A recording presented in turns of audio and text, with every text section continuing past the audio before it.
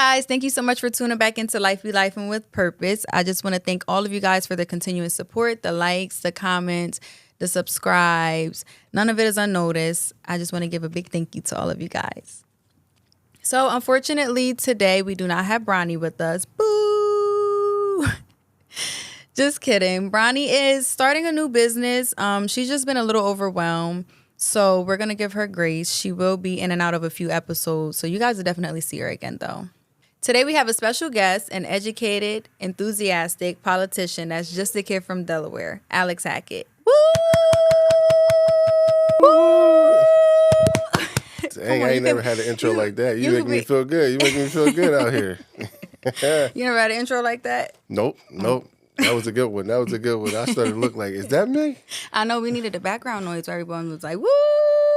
It's okay. We'll add it in there. So how was your day today? What'd you do? How'd your morning start off? My day was good. I always start my day off by praying, making sure that I give all grace to God. And, I own one of the largest staffing companies, so I staff educational, so all the charter schools. So, my morning's pretty much doing a lot of placement. Mm-hmm. And then we go visit the schools and try to make sure everything is good. Mm-hmm. And then I pretty much start my meeting. So today we had our television and communication meeting. I stopped in at the city-county building. Okay. And then, I'm here. So that's good. Thank you so much for fitting me in your busy life schedule. Yeah. You're all famous now. No, you can't even get a hold of the man. So I do appreciate that. So we're going to start off with playing a little game. Mm-hmm. It's going to be simple and quick. It's called Two Truths, One Lie. Have you heard of that before? Yeah. I have. Okay. Yeah. So basically, you'll just tell two things that are true about yourself and then one that's a lie. And then I have to figure out which one is the lie. Okay. Don't make it obvious. Okay. I'm mix it in a little bit. I'll go first. All right, go ahead. You go first. I'll go first. We'll do 2 rounds. So I'll go 2, but I'll go, you go, I'll go, you go. I'm ready. Okay, so my favorite color is pink. My favorite sport to watch is football, and I am Jamaican and Trinidadian. Your favorite sport is not football. That's not your favorite sport to watch. You give me a basketball. Yeah, am I right? My favorite sport, it is basketball. It's definitely basketball. Okay, I'm ready. I'm a graduate of Delaware State University. Mm-hmm. I'm a man in Kappa Alpha Psi Fraternity Incorporated, and I'm about 6'3". Ooh, one of them. Oh, I cannot remember. You're not 6'3". You got me. About 6'1". I'm about 6'1". It was close. I was trying to remember if you were a Kappa, but the way you said it, I'm like, yeah, you're definitely a Kappa. I am. Okay. So my favorite food is fried chicken. One thing I don't play about is my family. Mm-hmm. I played volleyball in high school. Definitely the fried chicken. Oh my! With the fried chicken, yeah. Why don't you think my favorite food is fried chicken? You give me salmon or something, or shrimp or seafood vibes. Definitely love salmon, pasta. My favorite food is really oxtail and white rice. See, I'm two for yeah, you're 2 good. for 2 out here. You're good. Okay, here you go. My favorite sport is basketball. I only have one sister, and my favorite color is red. Your favorite sport is not basketball. It is. It is? Yeah. You have more than... What is the lie? My favorite color is orange. Oh, my gosh. How could it not be red and you're a Kappa? That's not... Sometimes it just adds up the way that it adds up, But my favorite color's always been orange. That's not fair. I like orange. Orange is an all right color. So starting off, tell me a little bit about who you are, where you're from. Yeah. So I think everybody got this, the clip on my speech of just a kid from Wilmington. So I grew up here, born and raised, through and throughout public schooling. Went to PS, then I went to Stubbs, and then went out to Shoemidale Middle School. I'm a product of Votech. I went to Del Castle, so I'm a cougar. Oh, I didn't know that. Yep. Majored in carpentry, so I was building roofs and houses. I can't do none of that today. Are you serious? But I was out there. I was out there in the fields during high school. I then would go to Delaware State University, and I always think my university has saved my life. It was one of the best decisions that my mom made for me because I wasn't even expecting to go there. But when I went, I didn't leave for 5 years. I stayed 5 years. So really, big ups DSU. Yeah. So it was a great experience. And I always tell the kids in Wilmington, like, even if you're not sure, just go down there because I wasn't sure about college. But when I got to Delaware State University, it was like another world. Like I didn't never thought or imagine that 45 minutes away from home was a total different It scene is. and necessary. So it was a blessing. It is. Yeah. Did you said you never wanted to go to DSU. Did you have a school that you wanted to go to? Nah, or I just wanted it. Nah, I was a basketball player. I thought I was going, all the hoop dreams. Everybody got hoop dreams coming from the city. And it didn't happen the way that I wanted it to happen. And I was just like, you know what? I'm going to just go straight working. Like, I'm going to just go straight into carpentry. We're just going to build some houses and figure it out. And my mom was like, nah, just go down there, give it a chance. She was the one that filled the application out. She did everything. Oh, that's like, good. I didn't know until, like, the summertime. She was like, hey, listen, you got orientation to go down to Delaware State University.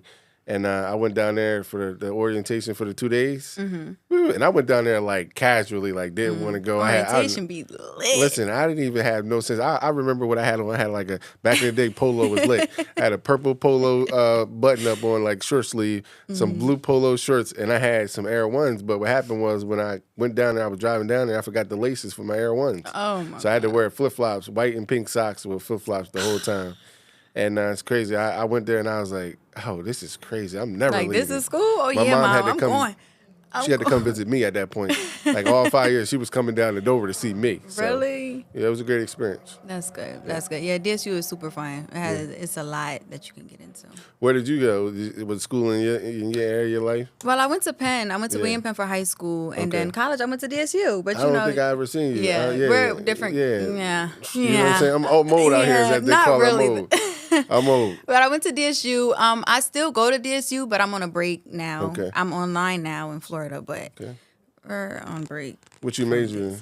Business. Business. I started off with education, early childhood education. What happened? That's my thing now. I know. I always wanted to be a teacher, but I switched it. Why? Am I now like interviewing you now? I'll tell you a little bit about it, but just because teachers don't really get paid as much as they should. Right. So as I got older, it was like, I don't want to be a teacher anymore. Gotcha. I want to be the principal. I want to own the school. Right. So I just switched over to business, and then I minor in management. So we'll see how far. It's all doable. It's all doable in this world. Yeah, for sure. Yeah. So what do you do for fun, or like your days off, your downtime? Mainly, I think a lot of people don't know. Well, my friends do. Like, I'm big in TV, like TVs and shows. Like, I pretty much can produce and edit a show right now. Like, if anybody, like Tyler Perry could hire me today. Really? Like, for sure. Like, I'm like one of the Cinemax. Like, I'm looking at everything, how they. You didn't do mascot? Sorry to cut you off. You didn't do. No, not at all. Not at all. But like, what? I'm a big movie fan. Like, anything revolving around TV. Like, my friends will tell you, they be like, there is no way you had all this time to watch all these shows. Like, we know how busy you are. And I was like, nah, like when I'm doing reports, like I'm watching like Queen of the South, or I'm watching like How to Get Away with Murder. Like, I'm knocking my shows out daily. So really? I'm really like into TV and sneakers. Like, I always was a guy. Typical like guy. Well, not even like to me. Like, I think it's just like a different journey. Like, I grew up, my mom was more like you get one pair of sneakers a year, and you would go through those years and see so many different pair that you wanted, or like was like, yo, seeing other people to get them and you couldn't get them. So I think now, like being able to have the blessings that I have now, I go back and relive childhood moments buying sneakers that I wanted back then. That you couldn't get. So it's kind of like that kind of thing for me. Okay. So how do you feel now that you're a big part of Wilmington as city council member at large? Well, you know, it's congratulations, by the way. I didn't tell you congrats. Yeah. No, congrats. I appreciate it. It's one of those things where, you know, you don't have no control in it. You know, people have to go into a booth and vote for you. They have to have faith in you. And for me, I just wanted to. It's a new generation that's coming, and just wanted to be the educational point of like, yo, listen, I know this cat, and he's out here doing some stuff that's trying to save us or be involved in the kids and education and housing and stuff. And I was like, just wanted to be in awareness because people knew who I was, just knew, but I wanted to change lanes so that I can aware our people on what's next to come or what's happening now. City, you know, government. There's so many things that's happening day in and day out that affect you. Like when you walk out your house, like it's affecting you.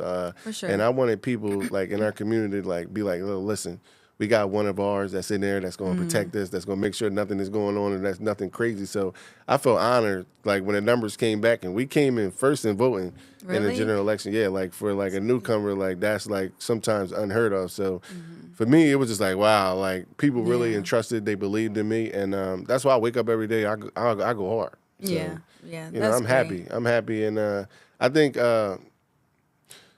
to just to start, you know, and I can sure. only imagine and see. But I always tell the community today, I might be in a position, but like I still need everybody's support when it comes to this stuff because like I only can't do it all by myself. squeaky wheel gets the grease. So like if like nobody's talking about the issues with me, like we ain't gonna get no grease. So like, you know, our community has to start coming to the committee meetings. They gotta start coming to council meetings. Like they gotta start getting involved in the stuff that's happening. You got to get us together. Yeah. Gotta Well, I'll do try. I'm gonna try. I gotta get myself together too. I'm trying.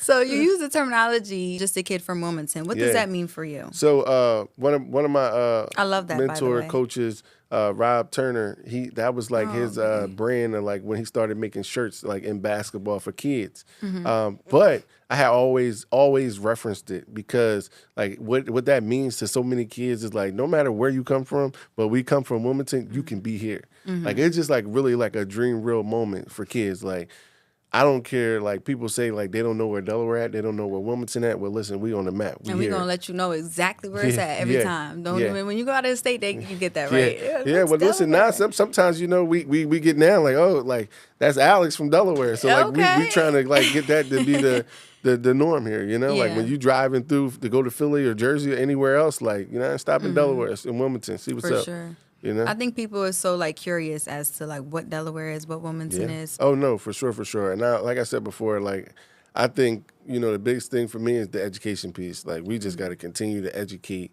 people on what's going on in other surrounding neighborhoods as well, because like they use us just to go through a transitional, like just drive through. Yeah.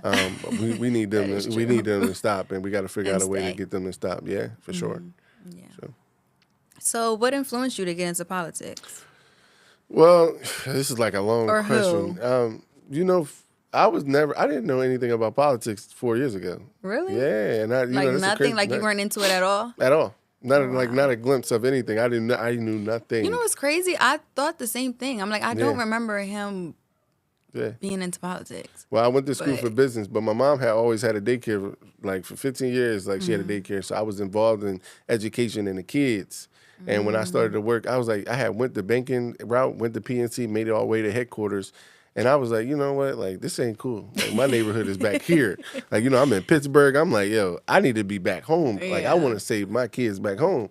And I had, like, I talked about this in my speech. Like, I had prayed, like, to God, like, yo, if you could allow me to work for kids in the community for the rest of my life, like, I'll be happy with that. Oh, that's great. And I had came back and worked at Coomba Academy Charter School. I went to Coomba all my life. All my life. Coomba kid, for sure. Yeah, so I had went back there and worked as a one-on-one, then became assistant dean, oversee buses, sport, and all that stuff. Really? But when I was in the school, I was seeing the transitional, like it was like the cycle that was happening for kids, families, and everything that revolved around like policy and politics, like housing, nutrition, kids not being able to have free lunch, like just stuff that was just happening. Kids not no jobs. So, you know, parents coming in, can't feed their kids, don't have a house roof over their heads. Like all that cycle was happening. I was just asking questions like, what's happening here? Oh, we can't do this. Oh, we can't fix this. Oh, but they can over there at the table.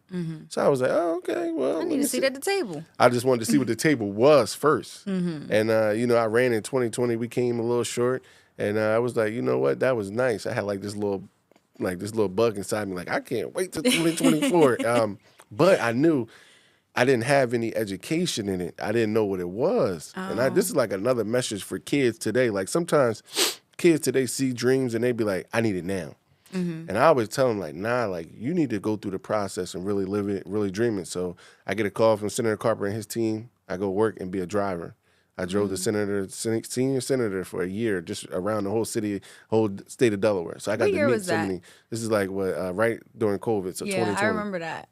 So I'm getting to meet everybody in the city, and this was like more like chess because I knew the senator and Joe Biden. They was friends for almost 30 years. Joe Biden just became the president, so I was like, "There's no way I'm not going to be in the White House." Yeah, like there's no way. Get me in there. 3 months in there, I'm in the White House. So that was like an amazing feeling. Like me, kid from Wilmington, being able to be in the White House.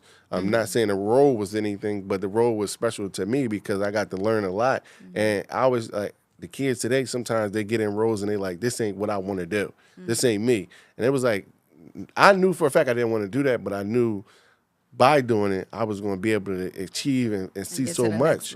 Because a lot of times, these games is not taught. So I wanted to be around where I could be able to be taught the game.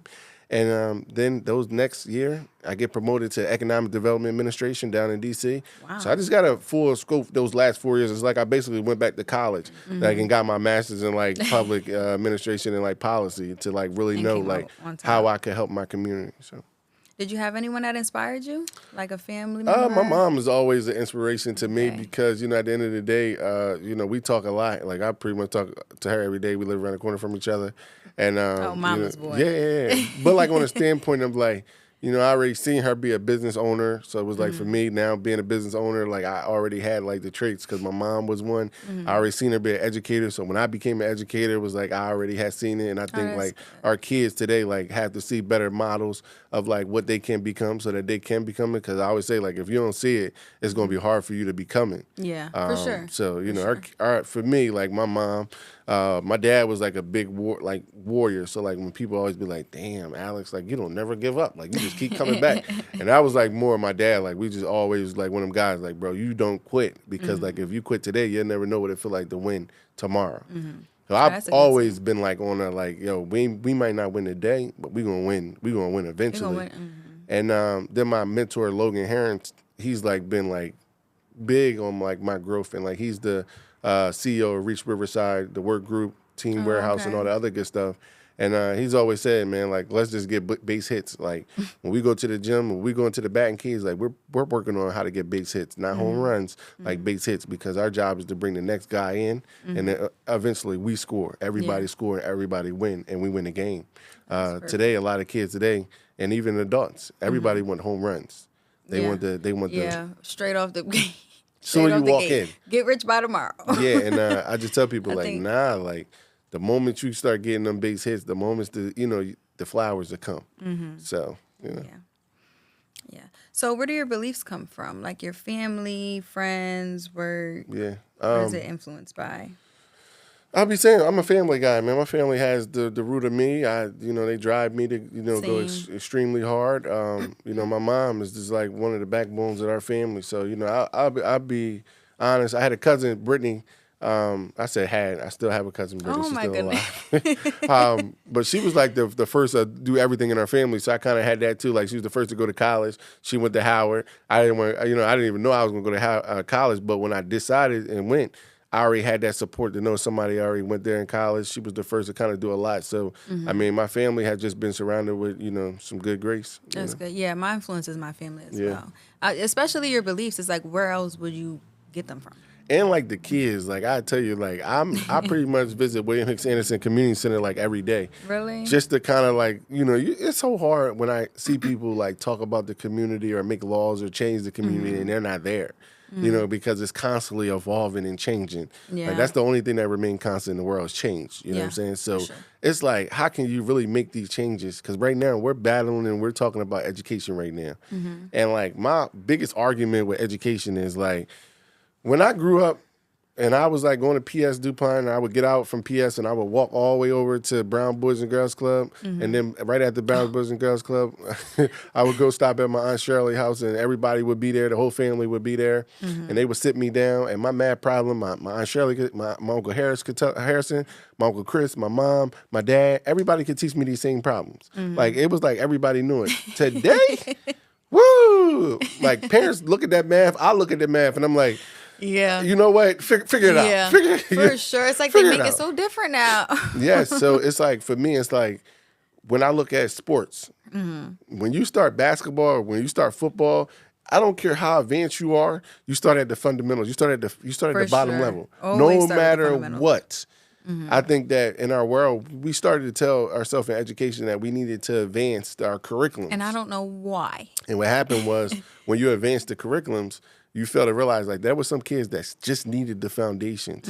And now we have this no kept behind. We have so much stuff going on that like when somebody starts out in lower school, pre-K, when they start this advanced curriculum, they're now already behind. Soon they start, they're already behind. So, I'm very, very passionate about the youth and the kids. That's great. That's great.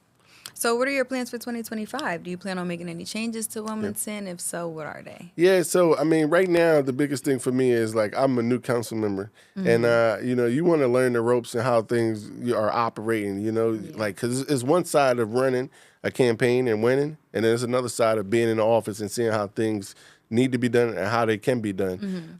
For me, first 6 months has just been listening to her. Like that's all I'm going to be doing. I'm going to be calling a whole bunch of organizations to come into council, meet with me or the new members, and let's figure out how I can help you.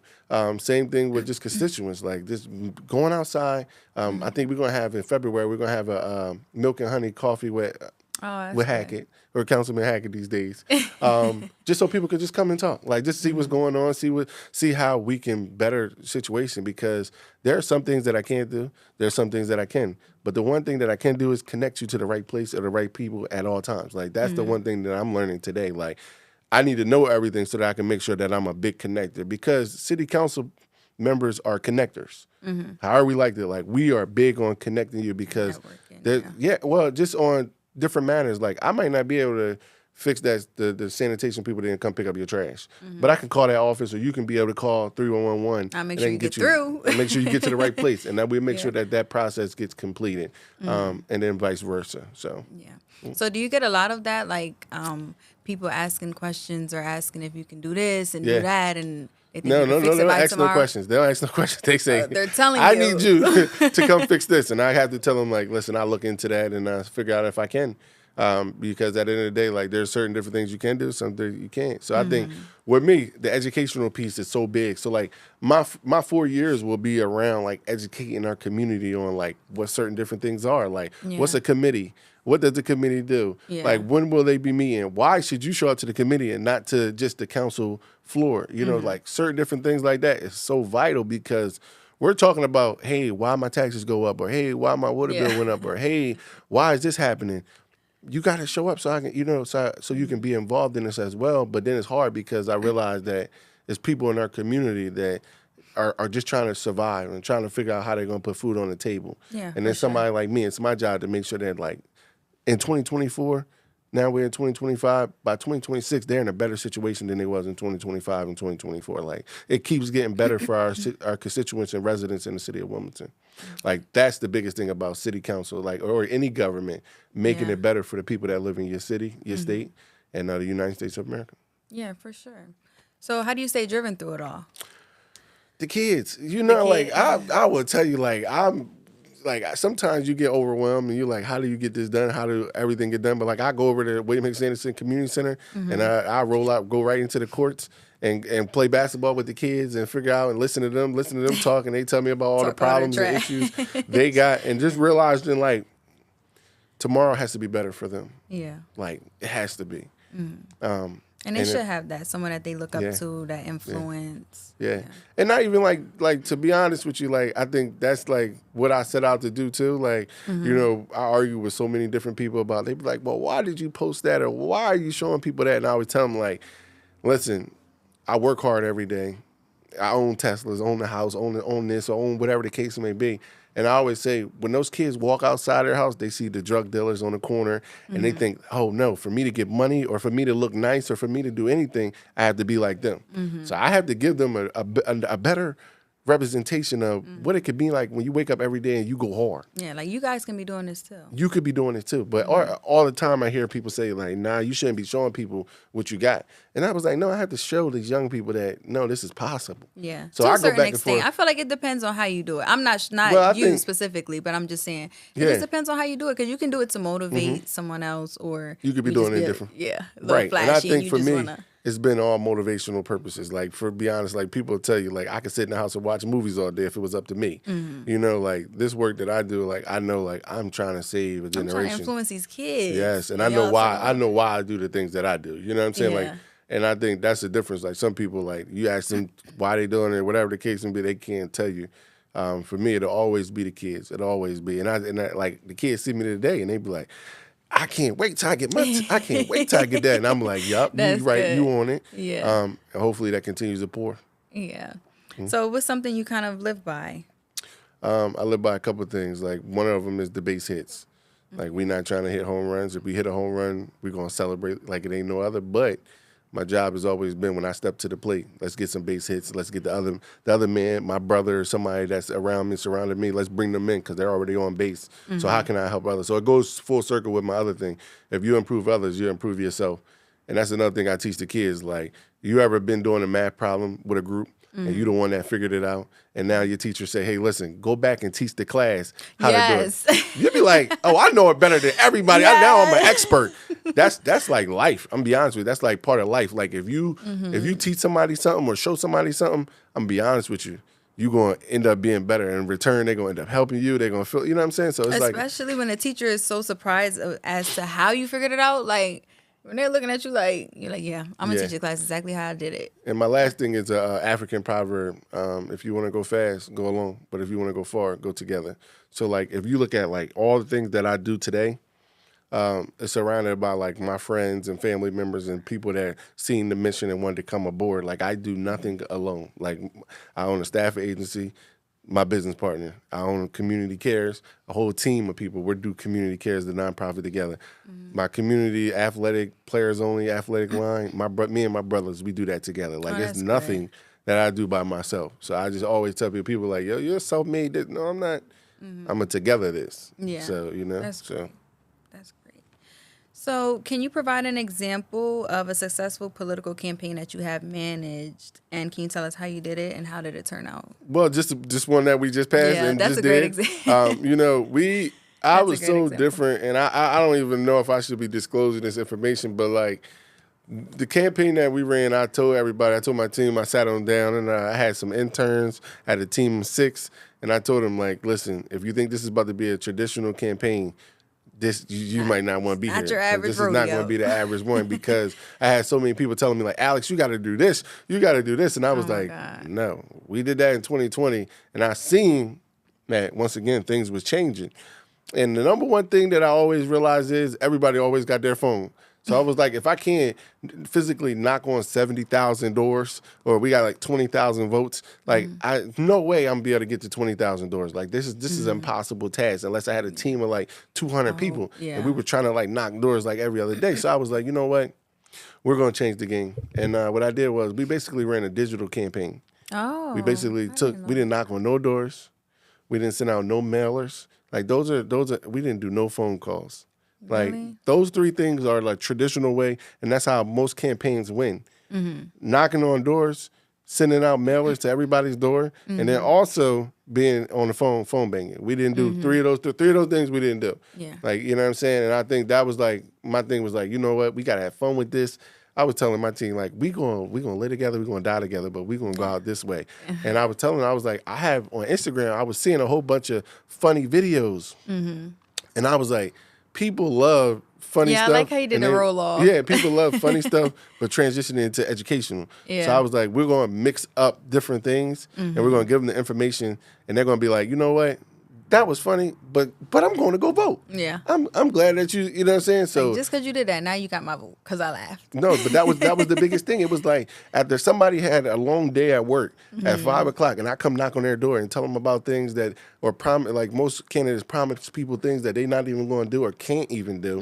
It's like, I don't want to hear this. I've been listening to this for so long, and we had this big thing with Trump and Kamala Harris going on. So it's like you know they're already sending a million text messages. They already had people knocking on the door. I don't want to be like that. Yeah. You know, I wanted to be different.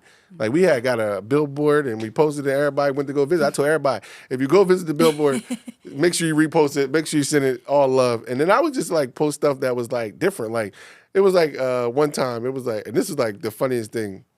I had it was like 7 a.m. in the morning. And I was like, dang, everybody's asleep. I was going to buy everybody breakfast. And it was crazy because everybody in America commented on the post and was like, I'm up. And then my next post was like, good, because go vote. So, you know, we just had a good time. You know, we had several events We did campaign events. We did fundraisers. We fundraised very well. I'm gonna be honest, as a young candidate, I feel like we fundraised more than any young candidate in the state of Delaware. Oh, So that's great. it was amazing. At least you have fun with it. I love that. It wasn't just work. You was able to have fun. The whole time was fun. Like, I'm be honest with you, like the only time that I feel like was work was, and my mom would tell you, like, I'm one of the hardest working men there are. So like when it was time for early voting and we knew we was gonna be at the PAL from 7 a.m. to 7 p.m., I sat out there in all types of weather, rain, sleet, snow, 100-degree weather, and then when it came in the general election, when it became cold, I sat out there the whole time because even if I didn't get a vote or didn't get to, somebody say, hey, I'm not going to vote for you, I still gave them the opportunity for them to meet me and know who I was. Because a lot of times, like I said, it's hard. It's so many people voting, and they might not know who I am. But I was there for them to meet me. Other candidates were just maybe sending out text messages, maybe sending out flyers. But I'm pretty sure any person that went to the PAL during early voting saw me. And they said, I got an opportunity to speak to that young man. So, that's good. Yeah. That's good. You left that impact. So how do you evaluate the effectiveness of political strategies and tactics? On the win.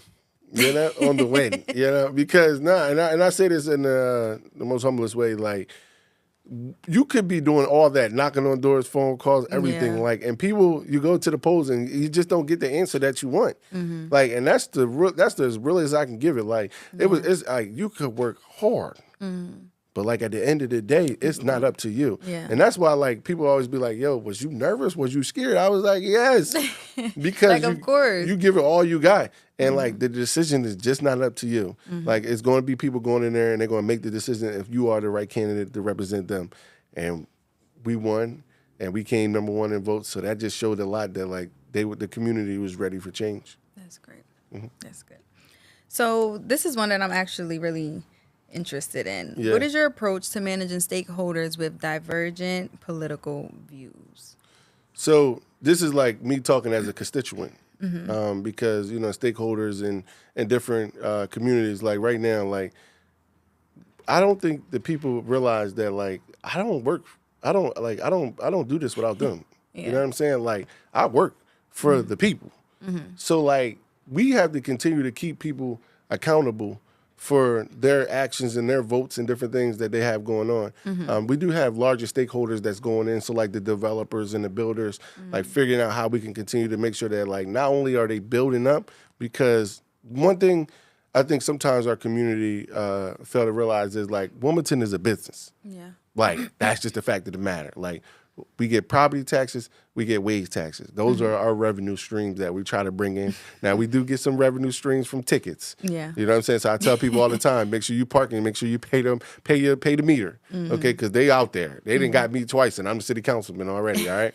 So I just tell people all the time, like, listen, we have to figure out ways to bring other companies in here to build up our revenue and build up our city and our inner city, like Market Street and every other place. Like, if you go to Philadelphia in their center city, it's built out. Yeah. Like, we have to get there. Like, we're really an undeveloped city right now and it's like a beautiful thing because we have the opportunity to develop. Now, these developers also need to realize, like, hey, because developers get all types of incentives, tax incentives to do the different things in our community. But now we try to figure out ways like, hey, listen, if we're going to build here, what can you do for this area that's surrounding it? Because sometimes the surrounding area always says, hey, listen, that has nothing to do with me. I'm not going into there. I don't have any, I can't go into there. So but we need to figure out how can these developers do something. So that's like, for me, holding everybody accountable that's going to affect, because at large, I don't just represent one district. I represent the whole city of Wilmington. Yeah. So a developer comes in and he comes in an area that development can dictate or it can change another area rapidly. Like right now, like East Side is getting a lot of development. They bring a new school in there. Some of the property value is going up, but realizing that we're like 60% of renters. So now the property value is going up. Sometimes now the landlord wants to raise the rent. When they raise the rent, next thing you know, now our constituents have to figure out if they can afford it or if they got to go somewhere else. You know what I'm saying? So it's just a different things that go into place. And we just got to know every domino that it drops so that we're protecting the people. So with the political trends and changes, how do you stay up to date? I think you don't. Well, I think you just kind of do what you want and make things different. Well, the only thing trends. is basically being a legislator, which we are, is like really being a lawyer. So you technically do have to be like up to date, like what's going on, especially like in different areas, like because there's different laws that are being passed that could also help your state that as well. part, yeah. In that part, but your city stuff, like you kind of just like you running and gunning, and you kind of like just getting it done every day. It's just, to me, it's just really about the showing up part. So yeah. So can you describe a time where you had to make a difficult decision regarding a political issue?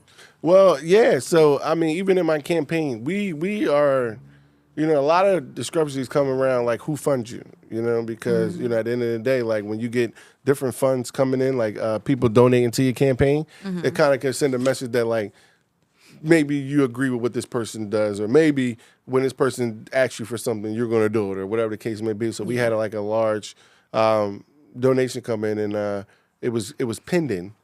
And I told my team, I went to my team, and we made a decision together, because at the end of the day, when you make a decision like that, it not only affects you, but it affects the people around you.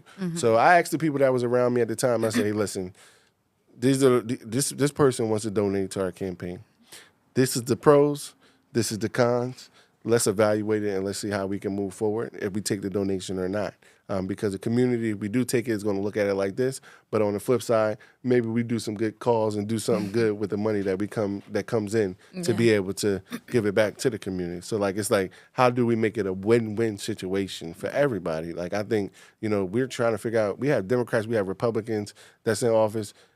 We need to figure out a win-win situation so everybody can win, because if we arguing back and forth, we don't get nothing done for the people. Yeah, so. Well, we stuck right where we started. Yep. So how do you stay organized and manage multiple projects in a busy day? Like as of yesterday, where you had meetings back to back, today meetings. How do you do it all? City council give me an assistant, and I have an assistant for my business. So, that's good. So yeah, I got lucky. But all in all, Google Calendar is my friend. Google Calendar. Yeah. What about your personal life? How do you balance your personal life and your political life? Right now I just really discovered that like my biggest goal right now is to make sure that I'm like building up my business life so that like when I'm ready to enjoy my personal, it's free. I think sometimes we try to worry about personal so much that we don't even get an opportunity to get it because we're working still. I'm trying to figure out a way to be free by the time I'm 40. So when I can turn back, I'm like, listen, we did everything we were supposed to do. I set up everything. The family's here. Everybody's good. Yeah, you know what I'm saying? Like I just feel like, and maybe this is like one of those Instagram posts, but like I just feel like I'm the one for my family to be able to like financially take them out and do different things. So like I don't stop. Because I know like these are moments that like they come and tomorrow's not promised. I've seen so many situations where people was up today and they, not tomorrow. So I want to know why I'm up. I want to push the envelope. Yeah. So how do you kind of decipher the two, like your personal life, the business? Like as far as you wanting to go out with your friends, hang out, do you feel as though you can't do those things anymore? Oh, no. Oh, you going out, you getting lit regardless. I goes out, I'm at the club, I'm at anywhere. That's good. Everybody be like, Councilman, you over there? Yes, I am. I'm over there drinking and smoking my hookah, having a good old time. Because, at the end of the day, I'm going to be me. Yeah, like, that's great. one thing I've told everybody. Like when people say like, oh, no, the same person that walked in is going to be, maybe I'm a little better, but I'm going to be the same guy to walk out. And I mean that on like principles and what I stand on and who I am. Like I'm not going into the club popping 3-4 bottles and doing different things like that, but I am going to be able to say no. I go to Suite 411, I go to Lounge 8. You know what I'm saying? I go to Oath 84 and have me a drink and have a good time. I'm going to go to Keem's, and you know what I'm saying? Like I'm going to also support the businesses that's in our surrounding areas. And that's not going to stop me or change. When we go to Big Times, I go to Big Times over there with gas, and I have my laptop out and work and enjoy and talk, because that's how you build bonds between all the brothers and everybody that's doing different businesses in our community. And I will support them to the day that I fall. Plus, I don't cook, so So I'm outside. Yeah, I'm outside. Yeah, I was wondering if life kind of like not completely stopped for you, but if it was a drastic change. Well, you got some people that look at you and they want you to be what they want you to be, and they always kind of have a judgmental like, why is my councilman out here? And I say, well, where do you want your councilman to be? I would think you want your councilman to be where you are so that he can understand how to affect and how to change different things that go on. If I'm not around these places, I won't be able to tell you or show you. I have to just listen and hope that the listening part is the best way that I can answer the question. But for me, I've always been a hands-on learner. So like, I'm not going to never not be around to see what's going on. Oh, that's great. That's great. Did you ever think of any other careers? Well, you got other than the building houses? no. Well, you got to think. Well, I mean, honestly, I'm a full-time entrepreneur, so I wake up every day and So I it's always just business. yeah, it's always basically. been business. My mom had me in a suit when I was like 4. She already knew what it was. You know what I'm saying? I always had a business mind. I always knew I wanted to run my own business. She had one, and I figured I seen how free she was. Like my life is. I'm trying to be free. So like I told somebody like I don't care if my business only made enough money for me to pay my bills. Yeah. Like that is where I want to be at. And that's kind of like where Yeah. I want some of the people in the community to realize too. Like, everybody has this entrepreneur mindset, but they want to be like doing this and doing that. Like your goal should be trying to be free. Yeah. So like you could wake up and have like the autonomy to do what you want to do, and that's where I'm at now. So it's happy. That's good. So how do you feel about the Wilmington Police Department? Do you think they're resourceful? Yeah. I think nobody's perfect. You know what I'm saying? Like city council, the mayor's administration, Wilmington Police Department, the fighters, public works, everybody. We have a whole system, and like sometimes we're gonna fall through those cracks. But then the biggest thing is how do you fall and how do you get back up? Yeah. So like I think the Wilmington Police Department, with everything that was going outside of the community, we looked to try to figure out is there different units. We've created a smaller unit that's like a community engagement, and like they've been doing some great work. Really? Like I've seen them at I think every event. I heard Yeah, of that. they've been at every community event, passing out pizza, really getting involved because we talk about community policing a lot, and you can't do community policing if you're not in the community. And I'm not saying be in the community just when there's a 911, but just being in the community all the time. So. Yeah. They're doing a marvelous job to me, to be honest with you, because at the end of the day, they take most of the heat a lot of the times, and they do 100 million jobs because like sometimes when there's a case where somebody calls 911, it might not be for them. It might be like a mental health officer. It might be different things that like need support around different areas because but they're handling everything. Right? You know what I'm saying? So I give them a lot of respect. You also got to realize like when they step out their house. They're risking their lives. They're risking their lives every Yeah. day. Like anything is possible to happen. So I'd say thank you to their families. But at the end of the day, like we need more people to be officers. Like I'm gonna be an officer. Oh, come on. I am. What do you think? You think I can be a cop? I think you can, but first you have to move back. You have to come on back. Yeah, you have to come on back. You know what I'm saying? But we're signing you right up. We'll get you right up. But they do need more officers. Yeah. And I have a lot of friends that are officers, and like the recruitment part, like you got to think. The baby boom area is in effect. So a lot of people are going to be retiring. We need to be prepared for that. Yeah, like and that's why I keep telling like, the military, they get on you in high school. The Army, everybody, Air Force, they on you like, so you get ROTC. You got like, you're in high school, you see people dress, you're like, you already in there. So I think the police officers need to do the same thing. Yeah, for sure. Same thing. Being there early, high school, recruitment, even academy. Also, so people won't look at it as like a bad thing to become an officer. Once again, they don't want to. Yeah. That's our community. That's been community based. Somebody saying that But maybe if they influence it from when you're in high school, you won't look at it. Oh, I'm gonna be an op, but Well, I just say that sometimes the leaders in our community the people that lived in the community that become officers have the best experience on being officers. Yeah, they're because the best when I walk up officers, on it, it's like, oh, I know your mom, I know your dad, I know everybody. Come on over here. Yeah. Let me get you situated. You know what I'm saying? So I think the biggest thing for that is like we need more homegrown officers that's in the community that's saying, you know what, I could do this. Like we don't care what you talk. I don't care what you're talking about. Yeah. I want to provide for my family because the officers today they 90,000, 100,000, like they get overtime. They're doing. I mean, they're working. Yeah. You know what I'm saying? But they're being able to protect and provide for their family and protect the city of Wilmington. So I'm all for it. But I always say everybody can get better. Yeah, for sure. So as for the city of Wilmington, where do you see it at in 4 years? We're right now, like if I had to make a comparison, like, when I was growing up, I think we were like how can I say this and not even in bad terms? I think we were like a 2000 Mercedes with 300 miles on it. And it was going bad, but we had some good things going on. And then what happened is, we started to get different visionaries that started to happen, like the riverfront started to come, and that was from Senator Carper and UD president, and some even Mayor Baker, James Baker, that was our mayor at the time, that even allowed that to happen. So it was like things were just happening in those early ages. And it was like, with politics, sometimes it doesn't happen immediately. Yeah. It's like a process. So right now, I feel like we're like reaping, like I feel like I'm reaping some of the benefits of like all the work that's been happening from some of the past workers. So now it's like we're like I would say now we're like a 2021 Mercedes, only got like 30,000 miles on it, keeping it clean. We ain't ran through yet. Not yet. But we're on the verge I feel like we're on the verge of like, we had the S, we're on the verge of like a S500, like a newer model.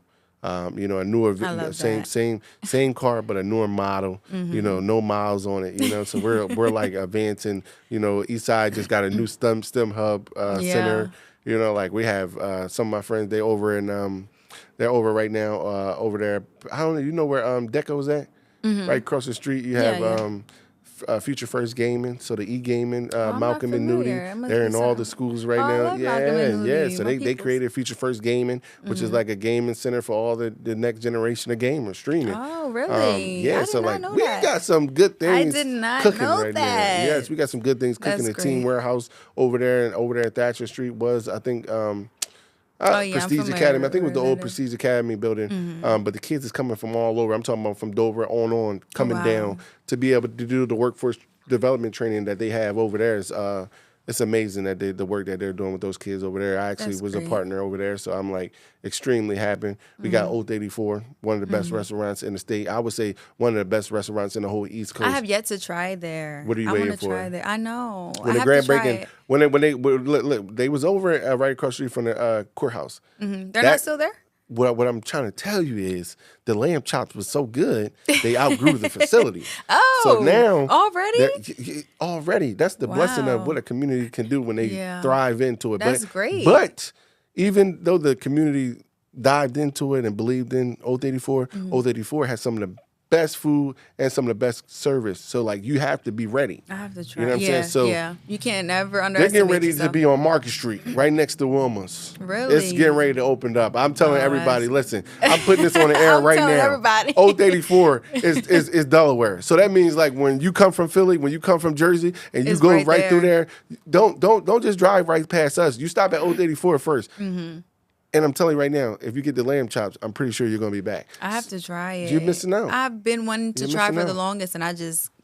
Well, they're getting ready to open back up. When they open back up, I'm going to send an invite, you and your team, and we're going to make sure we're there. I got to try it. We're going to try it. Yeah. So what's one thing you can tell the viewers out there that looks up to you or just would like to be in a position that you're in? Your kids that are watching, older people that are watching that would like to be in a position. What you got? I just want to tell all the kids that's coming up that look at me and say, if Mr. Hackett can do it, so can I.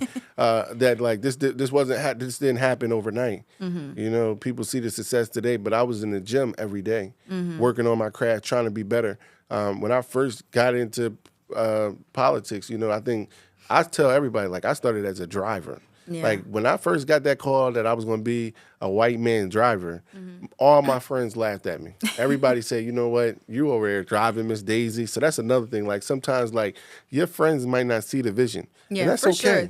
That's okay. They can still be your friends. My friends are still my friends today. I'm going to go ahead and lay you from a distance though. I'm realizing that at the end of the day, don't let them psych you out of your spot. For sure. Like don't let them get you off track. Like stay visionary, stay where you need to be at. And then like there's levels of friendship. For like, sure. My friends are my friends because we grew up together and they're gonna always be my friends. But then I realized like for my advancement in my life, I need to be hanging around $100 bills. Because if I want to be 100, I got to hang around hundreds. If you hang around $5 bills, you're going to be a $5 guy or a $5 woman. So like you need to understand where you need to be hanging around. Like everybody around me is on one. Yeah. So I got to be on one. As they should. You know what I'm saying? So that's my biggest takeaway for all the kids. And don't be afraid to ask for help. I'll be really frank. I ask for help a lot. Like if it's my mentors, if it's my mom, if it's my family, if it's my friends. You just got to realize using people is not bad. Like, you know what I'm saying? When you're using people for the heart, for the goodness, for the right reason, like that's not bad. Yeah. Because when they call on you, you better be ready because they need you now. So now you need to be running through a brick wall. So like that's the mission. Like people are like, oh, you be just using people. I love that. No, we use each other. Yeah. We use each other to make sure like if you improve others, you improve yourself. Like we do this together, like same mission. Like everything goes together. So my friends will tell you right now, Oh, I call Alex all the time, and he get it done instantly. Like, I got to. My mentees, they call me, they need something. Instantly, get it done.